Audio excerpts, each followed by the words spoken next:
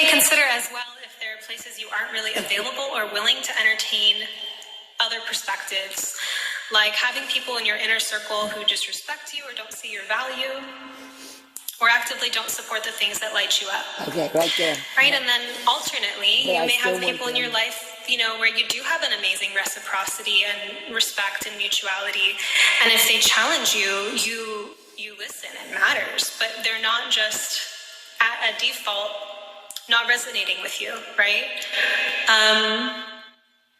Considering a variety of perspectives does not need to be synonymous with draining your life force with diversions that you don't really care about, even if that means you run the risk of being fucking opinionated, right? Having a strong perspective. Like, maybe that's who you're here to be. Not being available for annoying detours goes with things like not being available for conversations with people playing devil's advocate on your social media comments, or interfacing with trolls, Like, know what detours aren't for you. You have been questioning if you're lying about your life. It's not then you question mine. May 30th, 2021, Mars in 23 degrees of Cancer will trine Neptune in 23 degrees of Pisces at 10:15 p.m. Mars in Cancer brings heat and activation, so Mars to the emotional body, Cancer, resulting in having more fierce emotional waves or being more emotionally reactive. Again, fun. There's my menopause. It can be if we play with it. Not if we have such a deep resistance to feeling out of control, or feeling out of my mind. Yeah, simply put, out of control.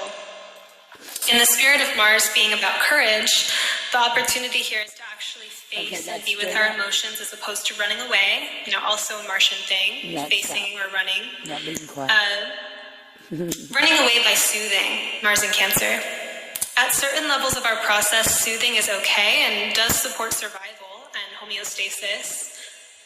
But when we have the strength and feel ready, we can confront the deeper thing. The trine to Neptune here suggests that we are more sensitive and receptive and open and permeable to this Martian influence now, as well as that our sensitivity and permeability, Neptune, is emphasized. Sensitive. Wow.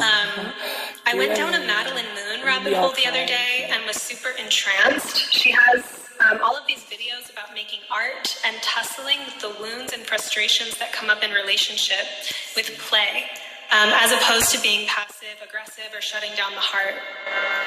So you can watch her reels on Instagram for the transmission of what I'm referring to. I'll leave the link. And I also watched her workshop on artistic intimacy, and I was blown away. I'll leave the link for that too. A huge byproduct of the patriarchal conditioning that we have, likely experienced here is that we don't approve of our emotions. We can shame them and try to control them. We may preemptively get a grip on them by subjugating them or trying to kill them, instead of actually moving with them and going through them all the way. There's a difference between being from a place of inner authority and being like, I'm not going here today, or like, I don't give that kind of power to this process or something if we have a certain emotional or mental boundary. There's ways that can be. There's also ways that we're simply too overwhelmed by the content that from a more contracted place, we, shut it down, try to control it, try to squelch it. And that level of resistance just makes the thing even more intense. Yeah, I need to feel that. And then there's, the deep inner child healing and self-love and self-care praxis of finding a way to relate to our emotions, and to feel kind of like we're really with ourselves in life, and not, just trying to put ourselves in a room and say behave and stop crying or stop feeling that. I'm only going to love and connect with you when you calm the fuck down kind of thing. That's not fair. I don't approve of you right now. I need to change you. Like a kind of just way that we internalize that kind of distrust of Yeah, that's what I'm saying. You can't. The unruliness or the kind of non-linearity or the mystery of emotions.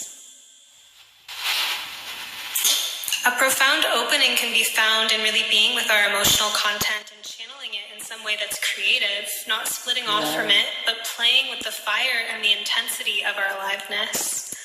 A lot of this can be inner child process, finding a way to be radically present and compassionate with our distress, and find the spontaneous play available here in the question of how can we move this energy together. So another, beautiful thing that can come of this type of presence is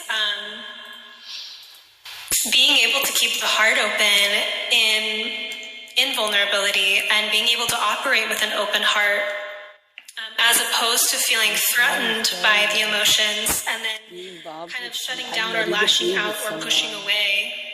I want right? And sometimes from a heart open place we might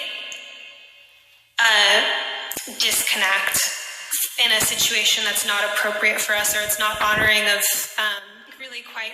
See, okay, I'm